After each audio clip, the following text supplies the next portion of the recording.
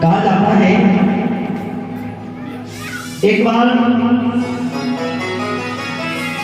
ये परवरीक जी अपने काल भौतिक रूप में प्रकट हुई। बोले कैसे? परम धीमहि परम त्यागी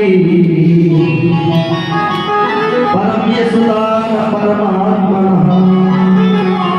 यशो देवो मया देवो शिवो देवै भूतिमः। भीम और हिंडवा के पुत्र थे परवरीक जी। भीम और हिंडवा के पुत्र। इनके पिता का नाम था घटोत्कच। घटोत्कच बड़े बलशाली थे, बड़े पराक्रमी थे। और ऐसे ही इनके बेटा परवरीक जी। अच्छा, परवरीक जी की माता मोरबी अहिलावती। परवरीक जी की माता का नाम था अहिलावती, जो मोर देव से प्रकट हुई थी।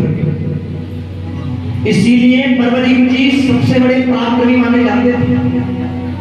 क्यों? क्योंकि परवरीक जी ने गुरु किनको बनाया? बोले परवरीक जी ने अपने माता पिता को अपना गुरु बनाया था। इसलिए ये सबसे बड़े बलशाली माने जाते थे, सबसे बड़े।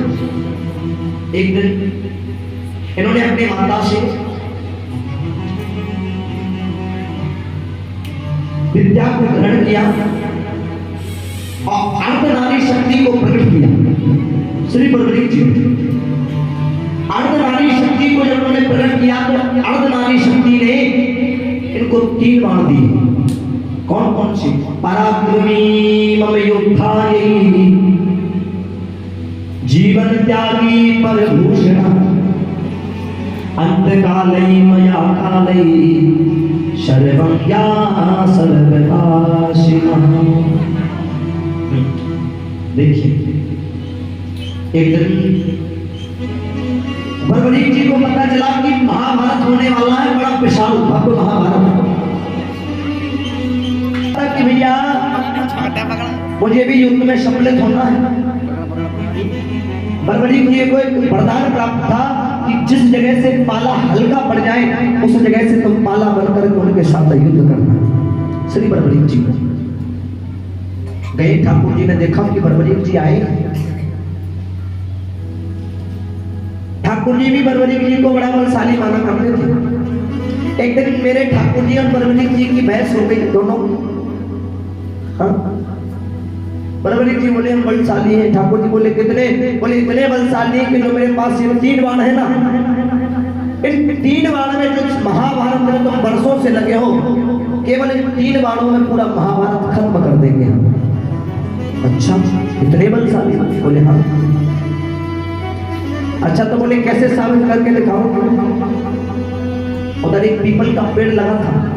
ये बात है कुरुक्षेत्र से आगे की, है ना। कुरुक्षेत्र के पास एक गांव पड़ता है जहां ये युद्ध की शैला प्रारंभ हुई थी। ध्यान से सुनो भैया, उतनी प्यारी कथा सुना रहा हूं, जबकि ये कथा भागवत में भी नहीं दी गई है, इसलिए मेरा मन है सुना रहा हूं। ध्यान से सुनो। परवरीक जी बोले ये जो पीपल का पेड़ है ना, एक बाण से प्रत्येक पत्तों में 3-3 छेद करके दिखा सकता हूं। ठाकुर जी बोले चलो करके दिखाओ। परवरीक जी ने एक तीर चलाया तो पूरे पत्तों में 3-3 छेद हो गए। अब ठाकुर जी को डर लगा। ठाकुर जी समझ गए कि भैया इसमें तो सामर्थ्य है, ये तो पूरा महाभारत जीत सकता है। उसी समय मेरे गोविंद ब्राह्मण का वेश बना करके पहुंच गए। और परवरीक जी की एक आदत थी कि जो कोई ब्राह्मण उनसे मांगता है वो तुरंत उसको दे दिया करते थे, कुछ भी मांगे। परवरीक जी से ठाकुर जी ने मांग लिया। बोले शीशम दानम पर त्यागी यशोदानम भूतिना गया वायम शरीरम मम दानायै परपूर्णा जीविका निमः। बोले हमको तो तुम्हारा शीश दान में चाहिए, यदि देना चाहते हो तो कहो। आप परवरीक जी सोच में पड़ गए। और परवरीक जी की एक आदत थी कि जो कोई कुछ मांगे वो मना नहीं करते।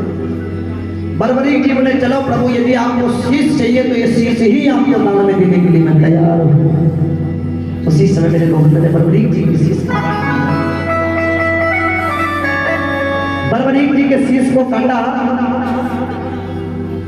अब बर्बरीक जी ने मेरे ठाकुर जी से एक छोटा सा निवेदन किया, छोटी सी विनती। कहा ठाकुर जी तुमने मेरे शीश को तो काट दिया, परंतु इस धड़ को जीवित रखना। ये धड़ पूरा महाभारत का युद्ध देखना चाहता है। ठाकुर जी बोले चिंता मत करो, तुम्हारी इच्छा पूरी होगी।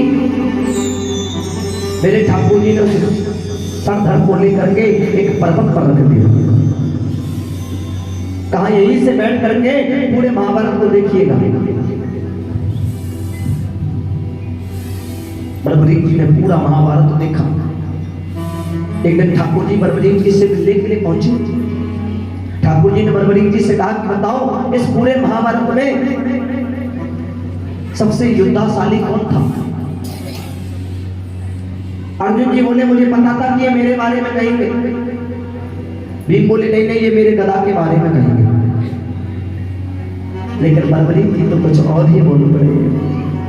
बोले ठाकुर जी मन से कहो। बोले हाँ। बोले ठाकुर जी अर्जुन तो केवल तीर चलाते थे, आप तो तीर का सहारा बन करके उनको विजेता बनाते थे। इसलिए सबसे बड़े बलशाली केवल आप, हमारी नजरों में सबसे बड़े बलशाली। इसी प्रसन्नता को देख करके मेरे गोविंद बर्बरीक जी से प्रसन्न हो गए और बर्बरीक जी को अपना नाम सौंप दिया। कहा जाओ जाकर के आज से जगत में तुम्हारा नाम पूजेगा और लोग तुम्हें हारे के सहारे बाबा खाटू श्याम के नाम से जानेंगे। इसीलिए खाटू नगरी में जो इस दुनिया से हार जाता है, जो दिल से टूट जाता है, जिसको बिल्कुल कतई परिस्थितियों का पहाड़ आ जाता है, उनके लिए मेरे बाबा हारे के सहारे बनकर उनकी परिस्थिति को मिटाते हैं। बड़े निराले हैं मेरे बाबा। कलियुगा भूति मम्यायी वर्तिमानयी परमात्मा चतुर्थ एकादशी वंदे षट देवा पुरुषोत्तमः।